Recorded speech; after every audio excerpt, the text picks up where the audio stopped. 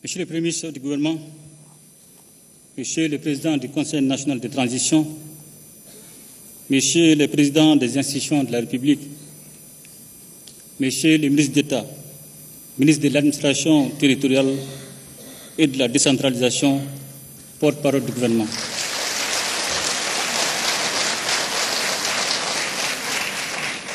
Mesdames et Messieurs les membres du gouvernement, Monsieur le Président du comité de pilotage du dialogue intermalien pour la paix et la réconciliation nationale, Messieurs les représentants des autorités religieuses et des légitimités traditionnelles, Mesdames et Messieurs les membres du corps diplomatique, consulaires et des organisations internationales accréditées au Mali, Mesdames et Messieurs les responsables des organisations de la société civile, distingués invités, Mesdames et Messieurs,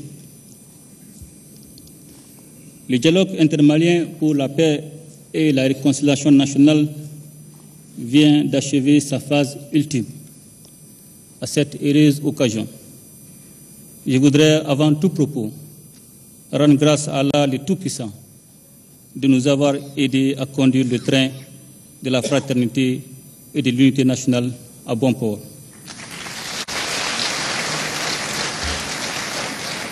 Mesdames et Messieurs, une fois de plus, c'est jouer notre destin collectif et nous venons de donner la preuve qu'en nous inspirant de nos valeurs séculaires, nous pouvons être à la hauteur des défis historiques. Le mérite revient tout d'abord au peuple malien résilient qui a su se mobiliser en ayant une conscience claire des enjeux de l'ère.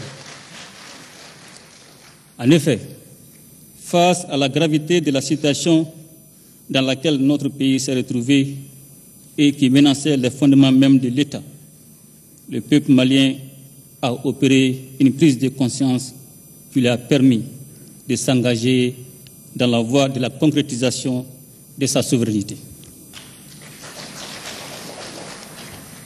Ainsi, notre armée, réformée et rééquipée, a entrepris l'œuvre salvatrice de récupération et de sécurisation de l'ensemble du territoire de notre pays.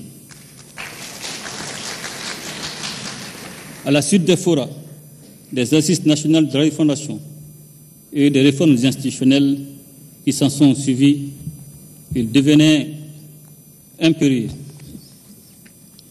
d'entreprendre des actions salutaires pour sauver notre État. Mesdames et Messieurs, après le succès de l'opération Dougoukoulou, ayant permis la récupération de la région de Kidal,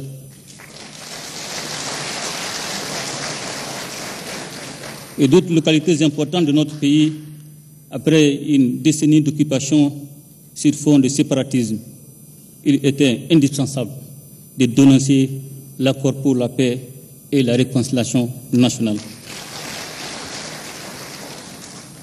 Cette urgence justifiait à bien des égards l'initiation d'un dialogue direct entre les Maliens. L'objectif assigné à ce dialogue était de diagnostiquer les causes des conflits intracommunautaires et intercommunautaires afin de tracer une architecture de paix durable, recoudre le tissu social et renforcer le vivre ensemble. L'enjeu de ce dialogue intermalien était la préservation de l'unité nationale et de l'intégrité du territoire. J'en suis heureux de constater que les Maliennes et les Maliens l'ont bien compris et se sont appropriés le processus. La validation des termes de référence, les rencontres dans les communes, les régions et les districts de Bamako, les ambassades et les consulats, ainsi qu'au niveau national, cette semaine l'ont prouvé à suffisance. C'est donc le peuple, dans toute sa diversité ethnique, religieuse et socio-professionnelle, qui s'est exprimé. Aucun sujet n'a été considéré comme tabou. Aucun participant n'a été empêché de s'exprimer. C'est le lieu d'adresser mes remerciements aux membres du comité de pilotage, à toutes les institutions publiques, ainsi qu'à toutes les personnes de bonne volonté qui n'ont ménagé aucun effort pour la réussite de l'événement. Mesdames et Messieurs, la sauvegarde de l'unité nationale n'est pas seulement une nécessité historique, c'est surtout un devoir sacré pour chaque Malienne et pour chaque Malien. En effet, chaque fois que nous avons été unis, nous avons surmonté tous les obstacles.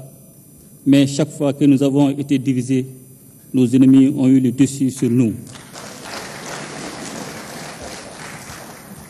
La mobilisation du peuple souverain du Mali demeure à cet effet un bouclier impénétrable pour sa survie. Aujourd'hui, réconciliés et réunis autour de notre destin commun, nous sommes en train de créer les bases de développement pouvant assurer notre souveraineté politique et économique. Conformément aux 3 principes qui guident l'action publique au Mali et consacrés par la Constitution du 22 juillet 2023, à savoir le respect de la souveraineté de l'État, les choix souverains du peuple et la défense de ses intérêts.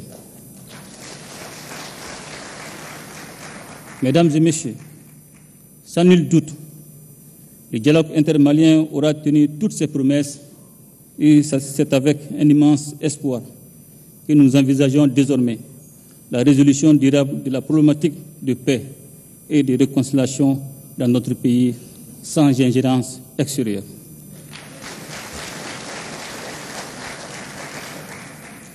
Je voudrais lancer un appel à tous ceux qui n'ont pas participé au dialogue afin qu'ils rejoignent les autres Maliens en vue de bâtir une paix durable, condition essentielle de tout développement. Pour ma part, j'engage les organes de la transition à prendre les dispositions qui s'imposent pour la mise en œuvre diligente et le suivi des recommandations que vous avez formulées au nom du peuple malien. En gardant constamment à l'esprit la défense de ses intérêts vitaux.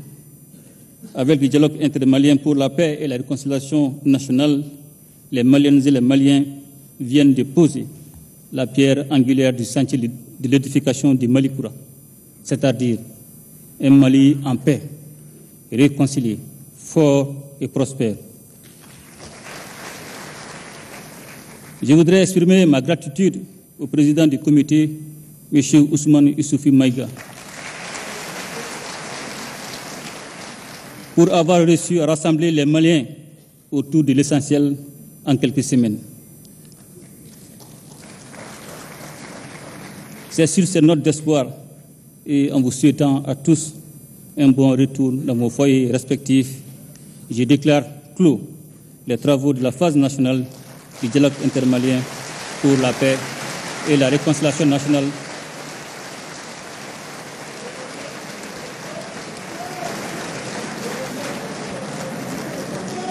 Ensemble, nous ferons le Malikoura. Qu'Allah bénisse le Mali et protège les Maliens. Je vous remercie.